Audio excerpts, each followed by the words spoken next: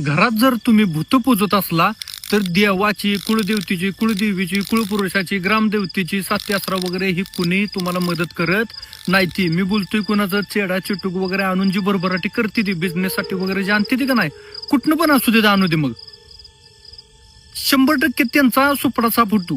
तिसऱ्या पिढीच्या नंतर काही राहत नाही. आता माणसं काय म्हणते, माझ्या एवढं 50 लाखाचं 1 कोटीचं कर्ज झालंय, ती फेडायसाठी मी चेडा चिटूक आणतो आणि त्याच्या जीव कमवतो. तुम्ही तात्पुरतं कमवत चाला, तुम्ही झालाय हँग. एकतर तुम्ही कर्ज केलंय मोठ्याच्या, तुम्ही नादी लागला, सगळ्या गोष्टी केल्या, आता कर्ज झाल्यावर म्हणताय नाही आता चेडा चिटूक आणतो, भूत आणतो, पुसतो त्यांना, त्याचे जेव्हा पैसे कमवतो. आता भूत काय, तुम्हाला आता प्रश्न पडला असेल, भूत कसं पैसे कमवून देणार? आता समजा तुमचा एखादा बिझनेस आहे, समजा फर्निचरचा आहे किंवा कशाचं पण असू दे, दुकान, हॉटेल असू दे, काही असू दे, तुमच्याकडे गिराईक ते आपोआपच येणार. कारण का तर ती भूत काय काम करते, हे बघा, त्यांच्याकडे 3 तत्वात शरीर आहे, ती बुद्धीत फिरते. पुढच्याला अट्रॅक्ट करायला किती वेळ जातोय, आणि एकदा माणूस आपल्याकडे आला ते आपल्याकडचाच होतो, लक्षात घ्या तुम्ही. आणि ते आपला गिराईक म्हणून कायमचाच राहतो. जोपर्यंत ही चेडा चिटकोळ आहे, आपण कसंही त्यांना द्या, समजा हॉटेलला कसं बी जेवण वाढा, ती खाणारच आहे, ती त्यांचं पोटात बिघडणार, सगळं होणार, पण ती परत पुढल्या टायमिंगला सुद्धा ते आपल्याकडेच येणार.